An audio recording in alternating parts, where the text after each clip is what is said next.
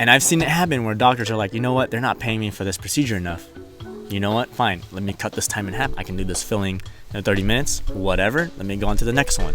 For those of you out there that may not know what the differences are, can you explain what the difference is between a private practice office and a corporate office or a DSO, and what the difference is, whether you have some friends who are working corporate right now, which I think you do, and can you kind of go over that? So let's think here. So corporate, when I was trying to find jobs, plenty of corporate positions, and then there's private practice. So and then there's private practices that act like corporate, and what that means for private is, let's say I'm the owner, and then I can hire someone like you to come work for me and then just mimic the model of corporate. And corporate, they have the money, they have the resources to bring in the patients.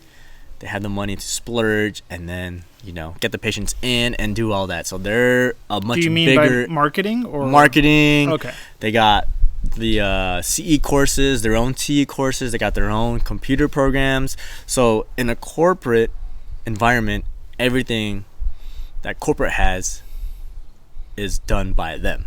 I didn't know corporate offices offer their own CE courses. Yes.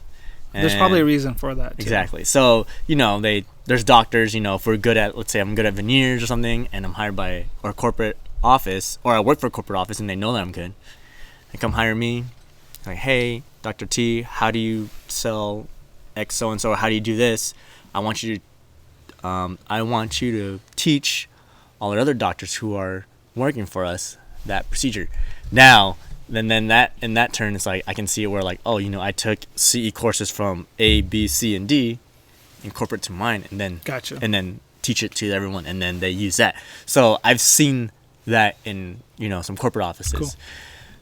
Cool. But corporate is not for me. I've been around it. I've seen it. It's just you working. You wake up. I mean, it may be for someone else who's just happy to wake up, show up to work and then leave and not worry about dentistry. So what is the difference between a corporate practice and a private office? And from my experience, I know that some of the corporate offices, they'll have a lot of patients, but sometimes the patients may wait an hour, 2 hours in the waiting room to be seen. And maybe it's less friendly. It's less of a caring experience, I would say, or maybe a friendly experience or a good experience. And of course, I don't want to name any corporate office names, but that's from what I hear when I talk to my patients who have been at some of these corporate offices. So, do you have any people that you know? I mean, how is it like at a corporate office versus a private office? Or versus at your office? Let's just say that I've seen... I feel like those who go into corporate, it's just a matter of we just go through it. Once you graduate, that's where the money's at. Where's the closest money I can get? You need experience. Corporate's great for that. And then why is the money in corporate? Because the money in corporate is great is because it's based off production. I see. So the trend in dentistry, is you work for 6 months at a base salary every day or a base rate. So you're getting paid X amount each day you work. Okay? I've heard that as well. Per diem. Yes. So per diem for salary. 6 months. Yeah. After that, once it hits 7th month, then it's up to you to make the minimum that you can. But if you make more than that, then you get a cut, which is usually between 30 and 33%. So they're incentivizing dentists to maybe be more productive. Yes. Can that sometimes lead to problems with dentists, maybe over treatment planning or maybe doing the treatment too fast? Right. So speed, quality, money. Those are the three things that you can only have two at that time if you're trying to do work. Speed, quality, money. So, for example, in corporate offices, chances are they take all insurances because they want to, appeal to the masses. And the masses, in business, from what I learned, is that's where the money's at, the masses. Okay, so they take all insurance. All right, hey, this patient takes X insurance. All right, in corporate offices, the tendency is do what insurance does, aggressive billing, and I've seen it happen, and then upsell. So yes, insurance, for example, if you're trying to do a crown, you want to do also like, oh hey, so for example, you're going to want a crown, right? But let's say the insurance only pays for a porcelain to fused metal crown. Okay, so that's like $300 that insurance pays. But wait a minute. I'm the doctor. I'm based off production. I'm going to try to upsell you to the zirconia all ceramic crown, which is pricier. I see what you're saying. Hey, Dr. Sammy, you know what? Instead of sending my crown to the lab, we can fabricate the lab right here in the office for an all ceramic crown because we can mill it. And, I'll just charge you the difference. Now, they don't know, or maybe they do know that the insurance is going to pay X amount, then the patient pays a difference. So that's how they get it. So there is upselling, and quote unquote, like, let me upgrade you to a better quality.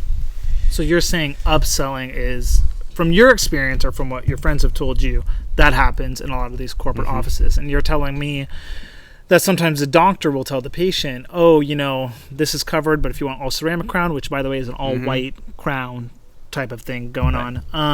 Oh, by the way, it looks a little bit better. So what happens is like, oh, you're in my chair right now. We're about to do this crown. We talked about doing a porcelain to fused metal crown. But hey, how would you like to get your crown done today? And we'll be done same day in 2 hours. We got the milling over here. It's just going to, we'll charge you the difference. It's going to be this X amount. How do you say? So then, okay. So here's my question. So that's the strategy. That's like, okay, versus like. And that's where they make a little bit more profit. Right. Okay. Versus, and then, going back to private practice, if I know my quality care comes from straight right off the bat, like, you know what? I'm going to recommend you this crown. Of course, I'm going to give them options. But, you go through the options. And then instead of being insurance driven, like, hey, you know what? This is material A, B, and C. But I recommend you whatever because of X, Y, and Z. And then you guide the patient to making that decision. So treating the case, not treating them based off of what the insurance pays. Right. Stuff like that. So that's where the difference between... Okay. Now, I feel like from corporate to private practice. Now, you mentioned that maybe the doctor is upselling a procedure. Do you think that they're doing that for pure production basis? Oh, yeah. Okay. And do you think that the doctor is doing that? Is this on the fault of the doctor, or is this the fault of the corporate pushing the doctor? Or who do you think... Why is this happening? It goes both ways. So if the doctor wants to make X amount of money today, and I get 33%, then shoot, I want to sell 10 grand dollars worth of treatment. So you're easily looking at like what, 4 to 5 grand off that day based off production. That's a good day. So that side is the doctor's side. Now, how ethical and how aggressive that doctor is, that's up to the patient to decide. Now, is it considered unethical if the doctor says, okay, you have a PFM crown, it's covered by your insurance. But what if the patient wants an all ceramic crown? Right. Now, I know there are techniques that we can do. Even if you have a PFM or you have a metal collar, circumferential around the crown, you can place a subgingival margin, things that you can do to mask these issues. Right. And that, I think, calls to the technique of the doctor who's working. I guess what I'm trying to say is, for those that are considering corporate versus private practice, so you think they're going to get maybe pushed into it? Definitely, because going back to how some corporate offices work, if I'm on 6-month probation where I'm only getting X amount a day, once that 6 months is over, then the responsibility on making your pay falls on the doctor. Now, shoot, I'm not guaranteed $600, $700 a day. How am I going to make that money? You know, I need to diagnose, look at the patients, be like, okay, I need to get him to say yes to this XYZ, okay? And then that's where the money comes in. And then corporate then wins because, hey, if you're aggressive enough and you do it and you're good at what you do, they win, you make your money, everyone's happy. You know, so that's where it goes both. And then corporate will also be like, you know what? You need to, they also give guidelines of like, hey, I need you to, you know, diagnose A, B, and C.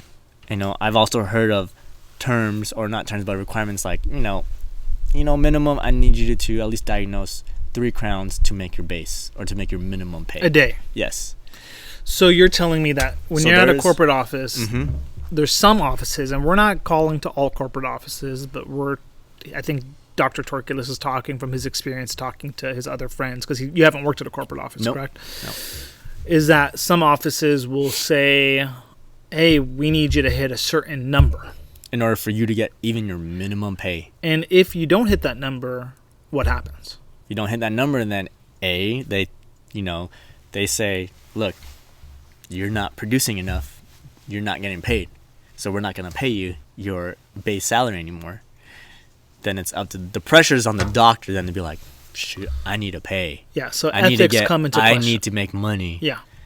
You know, and when you're playing the insurance game, it can get real aggressive, because I've seen it where I'm not getting paid the value for what I'm doing, so they're just going to over-treatment so they can already make X amount. Because doctors know that, they know, and if you're in it long enough, insurance, you know what insurance are going to pay. You've looked at their chart, you've pre-screened their insurance and be like, our filling is going to be by covered 80%. I charge this, okay, this is how much I'm going to pay. Shoot. I only get a cut of that, so I need to do more. It's a game, you know, and when you accept insurance, that's what you play, because you're playing with speed, quality, you're trying to get the volume, and I mean, that's how it is, you know, that's dentistry. Yeah, but you took yourself out of that situation. Yeah. I knew from the beginning I did not want to be a part of that, because at the end of the day, you are just doing dentistry for that company. Yeah. That corporate office, and you're not doing it the way you want to do it. So I know that your office doesn't, they aren't contracted with the insurance companies. So when you're diagnosing, technically, you're not even thinking about what the insurance covers or what it doesn't cover. Yeah. So it doesn't even cross my mind, because I'm calling it as is. So you're using, basically you're using the health of the patient, the comprehensive examination, taking a look at the probing depths, taking a look at all the teeth in the mouth, seeing what needs to be done, right, and then applying a comprehensive treatment plan. Yes, that is correct. And because you're not contractually with these insurance companies, you don't feel influenced. Right. Okay. So it's a different style of dentistry, because I know a lot of offices don't do that. I know some offices that do maybe fee for service, where people that don't have insurance at all. And I've heard of some offices doing being not contracted with the insurance company. So it seems like you would be making the decision you want to make without being influenced. So it does seem like a nice way of practicing dentistry. Right. So there's a difference, you know, between accepting insurances and then not being in network. So I'm not in network with any insurance, so I can charge my fee to how I feel should be returned for my value of my work, for the quality of my work. So that's what I am charging my fee for. Now, when I am not in network, I am not at the mercy of insurance A or B or C, who says, you know what, this filling is only going to cost you X amount. So I can do a really, really good filling, you know, but then when I look, I'm like, my return of investment is not that great. And then, you know what, over time, you're going to see that. Hey, it's not making me money.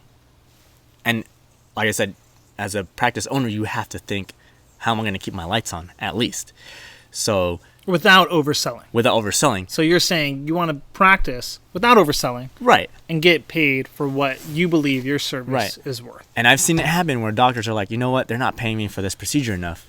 You know what, fine, let me cut this time in half. I can do this filling in 30 minutes, whatever. Let me go on to the next one. Granted, now not all doctors do that. You know, they do good quality work. But sometimes, you know, like, you know what, I'm not getting paid. You know, like, it's tough, it's rough. Like, insurances are not giving me my money for, like, this is really good work. Like, I feel like they're, you know, it's part of the game that you have to play. And that's the tough part, you know. And you've seen it where those high volume corporate offices where they just keep going. They see patients, you know, and they have to see the volume in order for them to make the money. Yeah. In the private practice, if I charge, you know, equivalent and what I feel is fair for the patient, and if they say yes, then you know what, I could spend an hour doing one filling, doing whatever, and provide the quality care, and I'm okay with that, because at the end of the day, I'm getting my value's worth for me and for the patient. And the patient walks out happy, doesn't have to be like, you know what, this doctor rushed me, I was only in there for 15 minutes, didn't even talk to him. So it's more than just Yeah, the filling. you don't want to go in and out. You want to spend Right. the time, talk to the patient, give them the highest level of care possible. Yeah. And you feel as though if you were to accept insurance or other, or you know, be contractually obliged, that you'd have to operate in a way that you're seeing a lot of volume. Right. So the type of practice you want to run, and correct me if I'm wrong, is something where you can spend more time with the patient, Right. offer the treatment that's needed, don't oversell, Right. but also get paid for the service that you're doing. And I think that makes sense. Yeah. I don't think it's a model that a lot of dentists are doing right now. I've heard a lot of influencers talk about it. I know there's SF Dental Nerd on Instagram is a big proponent. Dr. Brian Bollywas, yep. right, is a big proponent of not being contractually with insurance companies. So, Because it's also, like, going back to the insurance part, you know, patients, obviously, you know, like, I got my insurance, let me use it. Let me get this straight. You know, insurance is not there to replace or provide free care. It's an insurance benefit. It's supposed to help and supplement the care that you need. You know, so the consensus that people think is like, oh, my insurance is going to pay for it. That's generally the wrong idea.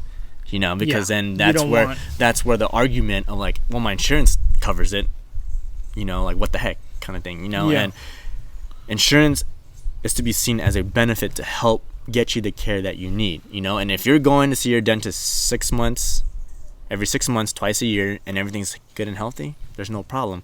But to the point where you start waiting and, you know, lagging and not paying attention to your health, then that, of course, dentistry is gonna become expensive. Gotcha.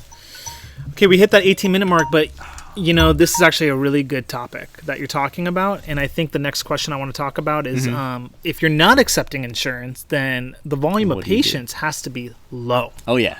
So how do you deal with that? So let me turn the cameras over, and we'll talk about how many patients you're seeing a day if you're not accepting insurance. Yeah. Okay. Cool. Go. Okay. Oh my gosh, I need more water. Let me take this coffee.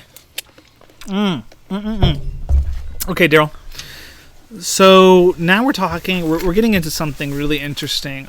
We're talking about now. You know, your office as a practice owner, and we're talking about, you know, you decided to not be contractually with the insurance companies. Now, if you do that, or if you don't accept insurance and you're just fee for service, you're losing a lot of patients. Yes. Because from my experience, not a lot of people out there having some type of medical insurance, whether it's PPO, Medi-Cal, HMO, whatever, right. HMO. So that's hard for a practice owner like yourself. Oh yeah. I mean, first of all, I want to know what the volume of patients is like at your practice, and then have you been enticed to maybe start taking more? So how it worked out was the previous doctor wasn't in network with insurance. So I was like, perfect. I'm not going to be in network because I knew I didn't want to play the insurance game. Not being in network, less stress for me because A, the patients pay the copay.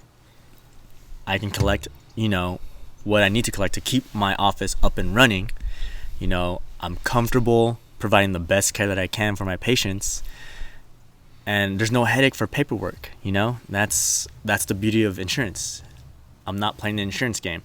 Now, with that freedom and not being tied to any of insurances, my patients are not coming to me because I'm in network. You know, I have to do the marketing. So now it shifts to, okay, how do I get these patients in? How do I get these patients to come and trust me and, you know, come check me out? Versus if you are in network, what happens is like, hey, you have X insurance. For most insurances, and I think for all insurances, there's a database. Okay, I'm in San Diego and I have this insurance. Then they'll give you a list. Okay, this doctor, like Dr. Sammy here, takes this insurance, so I can go to him. My name will not pop up on that list. So you have a higher chance of that new patient coming to you because you take their insurance versus me knowing that I'm probably going to have to pay out of pocket for my services. Now, that's, you know, where marketing comes into play. I'm more focused on marketing now and trying to get these patients in versus if I took insurance, you know, they'll send me patients because I accept insurances. So it's a give and take. And that's where marketing, and it's a decision you have to make. So all my efforts are in that. And it's rough. It's tough, you know, in San Diego and practicing technically out of network, you know, I do have a patient base, but even then that's rough. So for example, today's Saturday, I saw about 6-7 patients, you know. That seems like a good amount. That's a good amount on a Saturday, yeah. And I'm fine with that. Now, like, let's say looking at my schedule on Tuesday and Wednesday, I'm seeing about 3 patients a day, you know, and then we build the schedule on Monday. We filter the calls, and then, you know, you just try to fill the schedule as you go. The beauty of, you know, not being in network is if you want to come see me, I can see you right away and get the treatment done. Great. Mm-hmm. There's no lag time. Insurances, if the office does take insurance, chances are you're going to be waiting 2 or 3 weeks. For the pre-authorization. Well, not even that, just trying to see the doctor, you know. Oh, because they're so busy. Yeah, so like my doctor accepts a lot of insurances. I'm waiting 3 weeks. If I call right now and say, hey, I want a cleaning, I'm waiting 3 weeks. Yep. 4 weeks to even get in. Yep. And then if I mess up and don't go to it, it's another 3 weeks again because, you know, it's... Sometimes offices are booked out 2 months. Exactly. 3 months in advance. So that's where I can kind of like, you know what, if I see the patients, I can get them the care they want right away, get it done with, you know, and then see them on the recall. Yeah.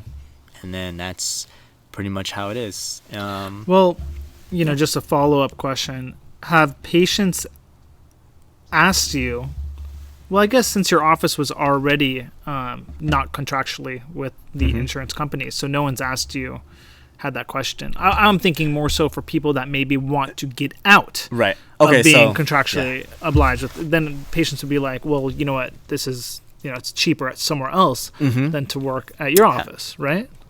Well, the patients were not in network, or the doctor wasn't in network, right? Now, there's some business practices, you know, and I'll just touch shortly on this, that they weren't ethically doing it right in terms of insurances. So I'm not in network, but I can bill my patient, but I'm not going to charge him the copay. Why? Because if you're out of network, insurances will more than likely pay more than if you were in network. Now, the legality part is the insurances will pay more, but then the patient is responsible for the difference. Okay. So then what happens is then sometimes doctors don't even charge the difference. Yeah, and that's technically... And that's fraud. Yeah. Because, insurance fraud. because they are banking on the fact that the patient can pay that part. I'm okay with paying that X amount. I see. And that's just technically robbery, kind of. Yeah. You know, and that's how I view it. So when I first acquired, there was pushback. Obviously, I had a financial policy. Like, I don't know what the financial policy was before the doctor, you know, and I didn't care to look back because I knew, hey, if we're going to do this, it's going to be done the right and proper way. So, you know, if there's going to be a copay, you are going to be responsible for that. And they sign it even before they sit in the chair.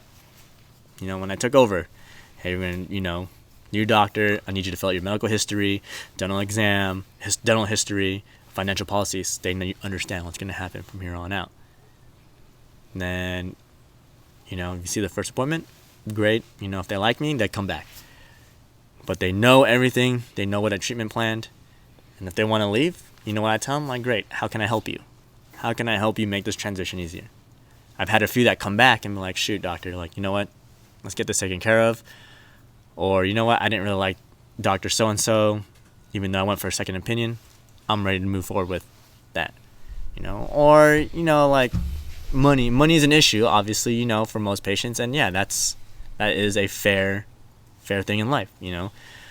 So I've had patients, you know, that will come to me for the cleaning and all of that, but then we'll go down to the dentist down the street because they're going to do it for free or whatever under their insurance, and they won't get charged anything. But they'll still come back for the cleaning and be like, That's you know what, like, I still want to get my cleaning done by you and all that. That's weird. That where gets complicated. Yeah, and I'm like, you know what?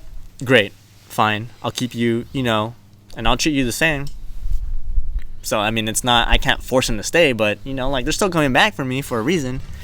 Just, they don't see the value in, you know, what I can offer them. So they'd rather go the cheaper route, which is fair, you know, and then we'll cross that road when it happens, when they need more work or whatever.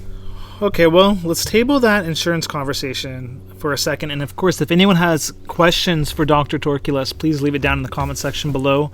And I know there's so much to dentistry and there's so many questions out there that people may want answered. I mean, we're doing the best we can to get as much as we can out there. Mm-hmm. But if you have any questions, he's been really open and honest with us. And I think it's a really good opportunity to have a conversation about dentistry. And so, yeah, leave it down in the comment section below. But I want to go on to a question that I actually had, which was when you took over your office, you know, you're now also taking over all the staff that were there that are used to a certain style of doctor, right? That are used to a certain way of doing things, and are also seeing maybe a younger doctor who you might be younger than the hygienist there, the assistants there, all that stuff. So is that challenging? How do you gain their trust? And do you want to gain their trust, or do you want to hire your own new staff? How is that dynamic? So going through the whole transition phase, you know, the broker, you know, who worked with the owner doctor and me, had some advice, which was keep the old staff. Now, this was a unique situation in the fact that the front desk was the wife of the doctor. Oh, that's hard. Okay? And they had one assistant. So I was ready to take on that assistant. The assistant's been there probably for about 8 months. So I'm like, okay, she's been there. She knows more or less the patients, right? Yeah. You know what? I took over, tried calling her. She didn't show up. Who? The assistant. The one that, his assistant. So she never reported for work the following week. Oh my gosh. That sounds Once horrible. She found out that, you know, hey, I'm gone. I'm done. Like, the doctor left and the new doctor, she didn't show up. They gave me her number. It's like, hey, she should be at work come Tuesday. Didn't show up. So I'm like, okay. What did I do? I reached out to my network and then, you know, asked for help. So I went through 2 people before I hired an office manager to kind of help me flip things around. So that was are you saying that the turnover, the entire team that was originally there, is gone? It's gone. It's just me. That is hard. Oh yeah, because they have a relationship with the patient. Exactly, and that's what, you know, what was advised. Now, in hindsight, or looking at it, you're like, you know what? If it's gonna be me, the staff.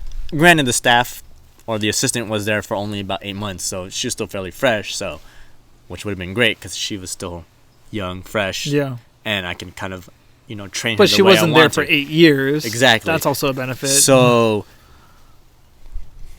brand new everything, you know. The wife is gone, the front desk, the doctor's gone. And they left. They went to, you know, they went on vacation for 3 months right after. They took a flight the following Monday. They went to Asia, dude. That's awesome. And I was like, great for them, you know, like, yeah, tough. You know, and but welcome to real life. Yeah, you know, and like it was a turnkey. It was pretty much, hey, gave me the keys on Saturday, actually Friday, the 15th, February 15th of this year, 2019. I got the keys, 4 p.m. And then next thing you know, come Tuesday, I was Wow. opening the door and then no one so. I mean, is there something that you can write in a clause? I mean, I don't know the legality of like transitioning into a new practice to keep. I guess you can't. There's nothing you can do. I mean, if you they can, leave, but they leave. well, The only option maybe if you work for that guy for a little bit, right? Well, technically, you can in the contract because before anything is signed, the key's handed over to me. That would be in the contract. So I knew that once it was turned over, the wife wasn't gonna work because like the husband's retiring, and so they're like, "Hey, we're leaving for Europe, but we're gonna leave you the staff." Staff didn't show up, so I'm like, "Well, shit," like. Did I meet the staff before? No, because then there's a fear of them leaving, and then I'm, just be me. So I dealt with that for about a week. Luckily, I already knew who I wanted to hire. Kind of worked through my interviews and network to be like, you know what, I want you to come work for me.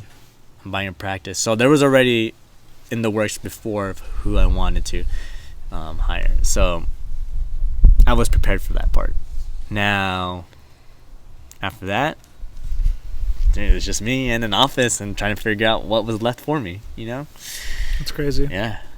Cool. It's Okay. pretty insane. That seems tough. Okay, so but now you have a new staff that you're training and you're trying to gain trust and all that stuff. And right. and I mean, do you feel as though being a younger doctor that it's tough to gain the respect of the staff around you, or do you have to prove yourself, or what are you doing?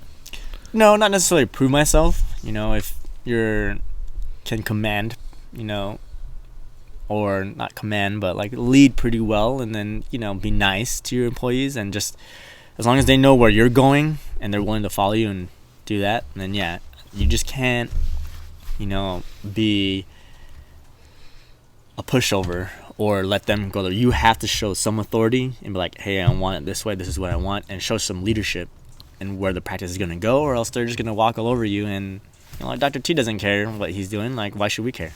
So that all reflects in I totally what agree. I do. Yeah. And I've noticed as I practice dentistry, I have an amazing, incredible team. There was a lot of friction at the beginning, and I noticed as I gave my team more independence, more autonomy, and instead of having maybe a tight leash hold on them, I realized that they were starting to do even better work when they felt as though they were part of the practice rather than just another pawn in the practice. So I agree. I feel like our team is just absolutely incredible. And I think it's because they view themselves as having ownership, and I feel as though they have ownership in the practice. And I think that has led to having just like so grateful to have an incredible team, and hopefully we can continue to help them grow. And is that how your leadership style is as you move forward, as you're building your team, or how do you approach building this team of people that allows you to do the most amazing dentistry? So, as a dentist, you want to be perfectionist, right? So you want to have control in every single little thing you do. Same here, brother. For the past 6 months, and then I'm learning this. I'm learning this as we go, and it's still hard for me. And now I'm down to one assistant, so it's just me and one assistant. I'm doing a lot of the front office work. She's doing a lot of the back office and front office. But I still find myself, even when I had a third staff member, I still found myself micromanaging. Yeah. So, don't we all? I tell them, I feel like all dentists. I always ask, even though I know it's gonna get done, part of the daily task sheet that they have to do. Yeah. I know it's gonna get done, but I still ask, and be like, hey, do you get this? Do you do this? And I'm always double checking. Yeah. Why? Because patient care needs to be perfect. You want your hands in your business, and that's rightfully so. It's your practice. No one's gonna care about it. You want the cases there. Yeah, you want the implant parts there. Yeah, you want everything. You want everything moving like a well-oiled machine. And then when something goes wrong, it's on who's it on? Exactly, it's gonna be on me. Yeah, and you're gonna be like, well, shit. Like if they can't do it, then I'm gonna do it myself. So. Yes, micromanaging is the tough part to let go, but you have to give them some responsibility so that they feel like you said, they're part of the team.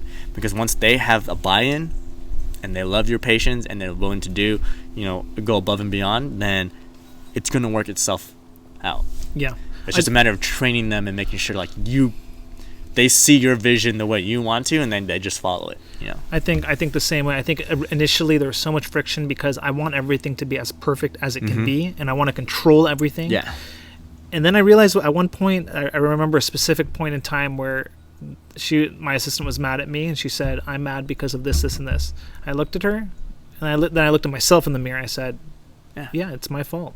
So I need to back off." And that at the end of the day, I was actually mad at myself. Oh yeah. And then ever since that point where I realized that, you know, I'm starting to value my team and appreciate what they do. Now it's almost like double, triple, just what they do for the office is incredible. But at the beginning, they feel trusted. Yeah, you know? they feel trusted. Dr. Samuel and I told them, I said, it's my fault. Yeah. And in owning up to when it's your fault, and also them owning up when it's their fault, or having a conversation when there's problems. I think that's key when building a team. So I mean, you can only, it's a journey. Oh yeah, right. It's a lifelong journey. Let them, do whatever they want, free range within reason. But once they mess up and they're like cross the line, you're like, that's where you gotta like pull back and like, look. Training and then pulling back. Yeah, it's like you gotta on the journey as they go, you gotta make sure that everything is, tightened up. Yeah, the way you want it. So. Cool. Yeah. Instagram Live. Yeah, we got the last. We got a couple cameras. There's a camera right there. And there's a camera right there. So if any of you, I don't know who your friends are, but if you're a dentist, check out San Diego Dentistry. That's my YouTube channel. So hey, good stuff right there. The link will be out. Yeah, I'm just gonna take this camera. And just dude, hell yeah, dude. Come on now. So yeah, to the audience, to the camera over there, I would just say that thanks for watching. If you guys have any questions, just leave it down in the comment section below, and we'll see you for the next one. Hopefully we have a round 2. Thank you so much. Appreciate it. Peace out. Dang. 10 viewers.